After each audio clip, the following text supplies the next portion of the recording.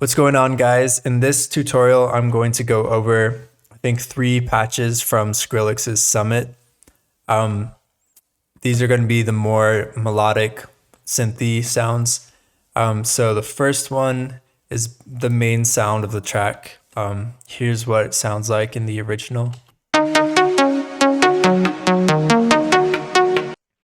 And here's where I'm at now.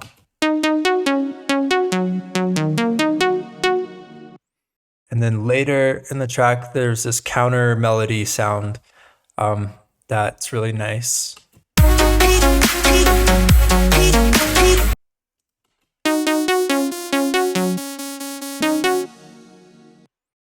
And then finally, it will be the super saw that comes in at the end.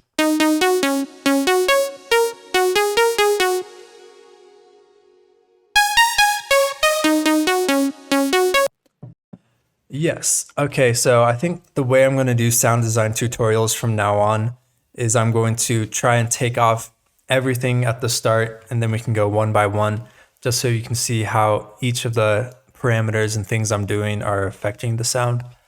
So first off, the notes for this section are right here, if you'd like to know.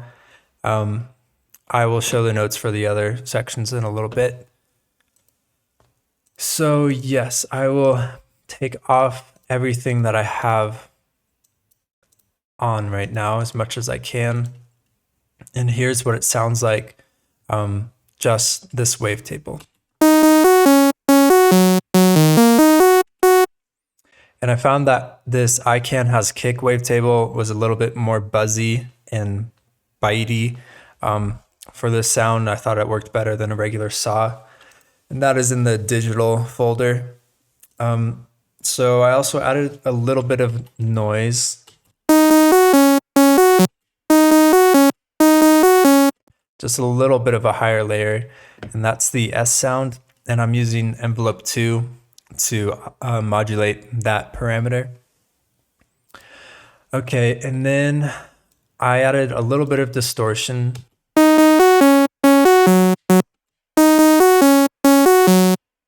Actually, might even not need that. I think it's brighter without it, but I will turn it on, maybe just turn it down a bit. And then what I found has been really useful on Plux is to use an envelope to modulate the high frequencies with an EQ. So that's what I did here. I'm using this LFO1 for mostly everything. And this kind of shape I found is very useful for sharper plucks. It has this kind of tip to it, which has a really sharp attack on the pluck and then kind of a regular pluck shape. So here's what it sounds like on the EQ.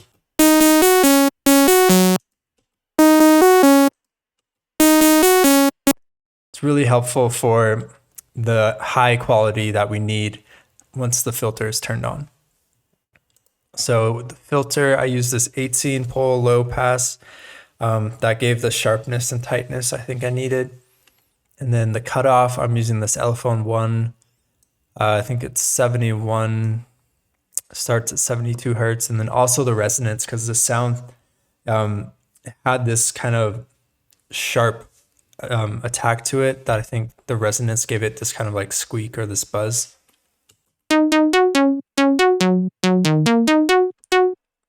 Whereas if I bypass that, kind of gives it that ow ow sound. And then compression to just emphasize the attack a bit.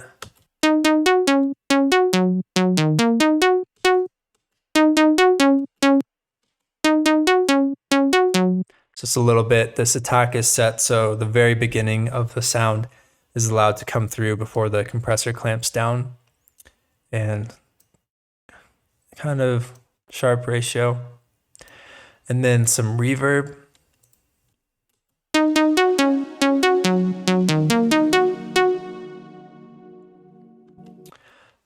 Yes, so I think that's it for this sound. Also did a little bit of total amp envelope. It's not really doing too much. And then I just threw an EQ on it.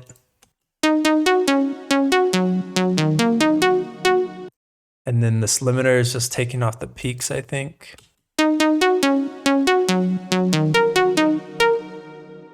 Just so it's a little bit more controlled. Yeah, so that is the first sound. Here are the notes for the other section, kind of the main melody. And that sounds like this.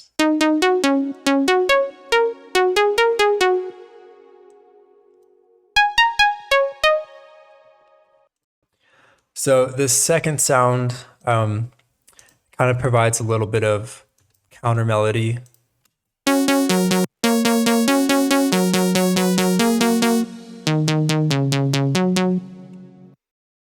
So the way I made this, I will take off everything again.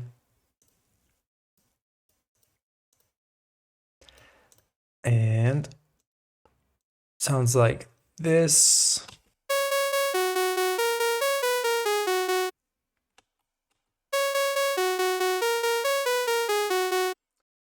So I used the envelope one in this kind of shape. So it's the attack is kind of swooped up. It's not an instant attack. And then each note kind of tails off at the end of it, kind of gets a little quieter. So each note is pretty distinct and kind of bouncy. Whereas it feels like this.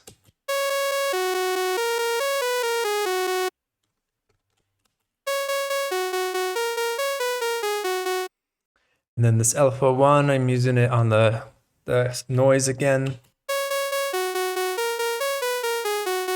And just this saw oscillator is the oscillator. And then a big part of the sound is this LFO on the fine tuning. This is going both ways. And it's just a sine shape. And I took it off BPM so I could set it to hertz. Without that, kind of gives it this like growl sound.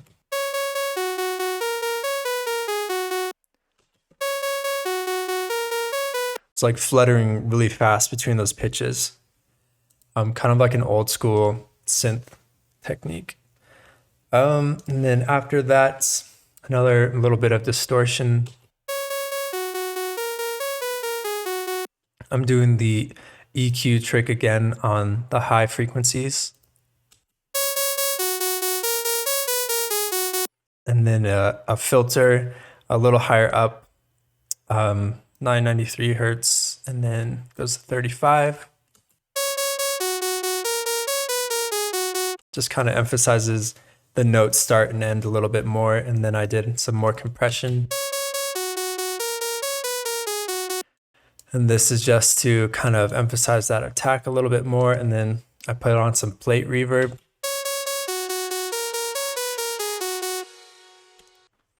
So with the main sound, this is what it sounds like. It's a nice counter melody.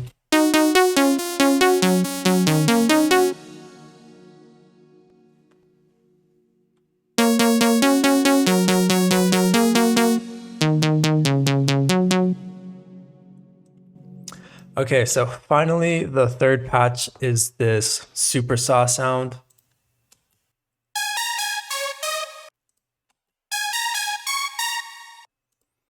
And that is a super saw. I will take off everything again, start with one thing.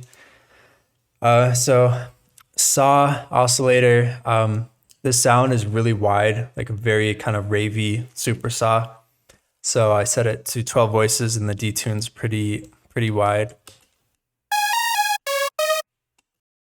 And then it sounded like there was a higher octave as well. So I layered that an octave up, 9 voices, even wider detune, not as loud as the lower octave. And then I added some sound again, just to get that very super saw classic sound. And then a little bit of tube distortion.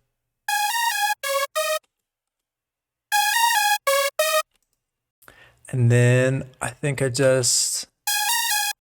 the high-end trick again with the EQ and I took some of the lows out. And then the filter just kind of emphasized the notes properly.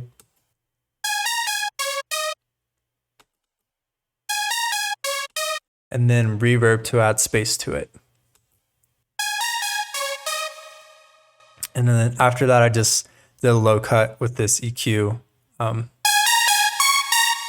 Yeah, so I play that kind of last section, all of those sounds together.